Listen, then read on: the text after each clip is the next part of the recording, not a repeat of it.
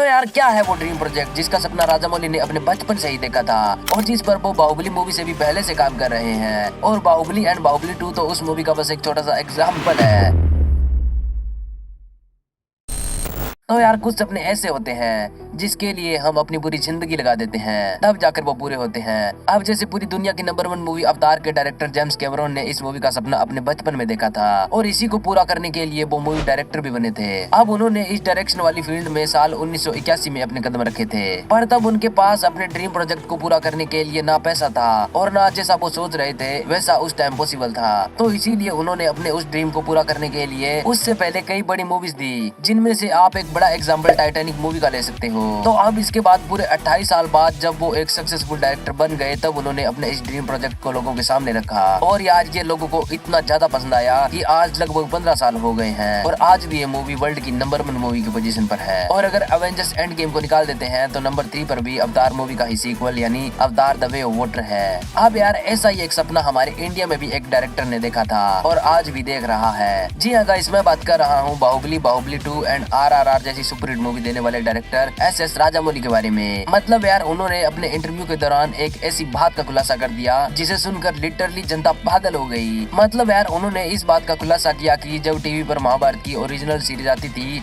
तभी से उनका यह सपना था कि वो इसका एक अपना वर्जन बनाए और तभी इसके लगभग 1 साल बाद 16 अप्रैल 2023 को Rajamouli film city hall Hyderabad में ISHKS का एक इवेंट होता है जहाँ पर हिप्स एंड नी एंथ्रोप्लास्टी के सर्जन इकट्ठे होते हैं और वहाँ पर राजामौली एज स्पेशल गेस्ट आते हैं। और यार तब उन्होंने उस इवेंट के दौरान उन चिंगारियों को हवा देकर आग में बदल दिया, जो कि इस बात की अफवाह उड़ा रहे थे कि राजामौली महाभारत मूवी बनाएंगे। Making Mahabharata just to read all the versions that are existing in the country would take an year or more. Just to read what is existing, not even putting one word on the paper. So it would be such a huge project. At present, I can only make a guess. I'm assuming it will be maybe 10 films to make 10 films. 10 parts of films. I'm assuming.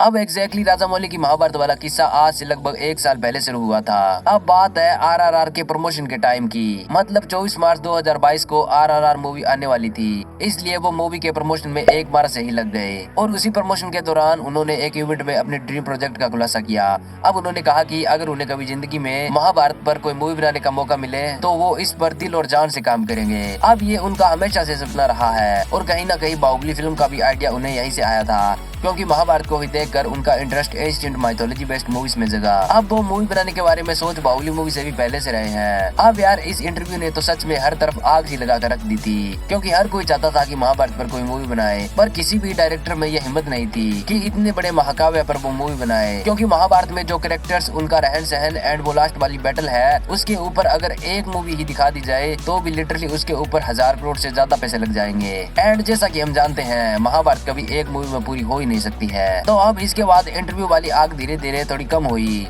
और आग से बस थोड़ी चिंगारियों में ही बच गई थी।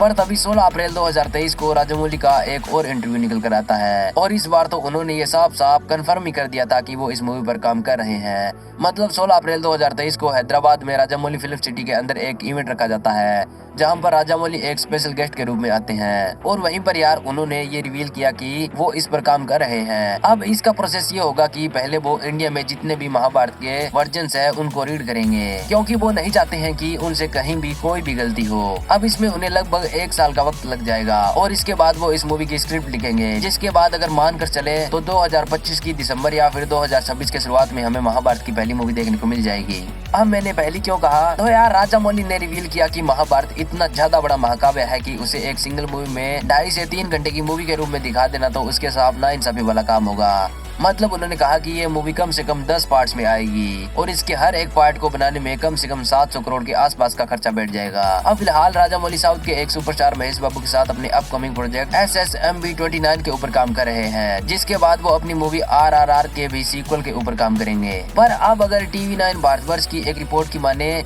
तो राजामौली के पिता विजेंद्र प्रसाद से जब एक इंटरव्यू के दौरान RRR के पार्ट 2 के बारे में पूछा गया तो उन्होंने कहा कि राजामौली हाल फिलहाल महेश बाबू के साथ अपनी अपकमिंग मूवी SSMB29 लाइन पर काम कर रहे हैं, जिसके जस्ट बाद वो अपने नेक्स्ट प्रोजेक्ट महाभारत पर काम करेंगे। अब उसके बाद ही हमें RRR मूवी का सीक्वल देखने को मिलेगा। अब यार कुछ सोर्स तो ये भी कह रहे हैं कि राजामौली ने इसकी कास्ट को भी फाइनल कर दिया है।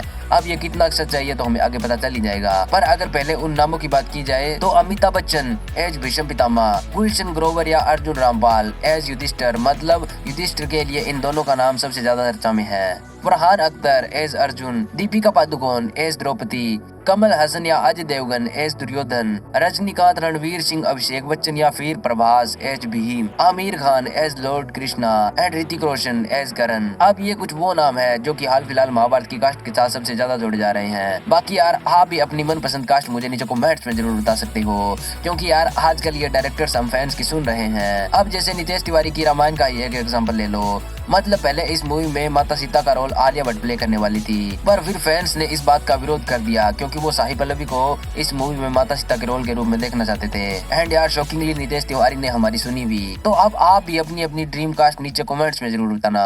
बाकी यार अगर ये जानना चाहते हो कि आखिर नितेश तिवारी की रामायण में लक्ष्मण के रोल को कौन प्ले करेगा, तो वो वीडियो तुम्हें इस वीडियो की एंड स्क्रीन में मिल जाएगी। बाकी यार जाते जाते वीडियो को लाइक जरूर कर देना अगर नहीं किया है तो चलो मिलते हैं किसी नेक्स्ट वीडियो में।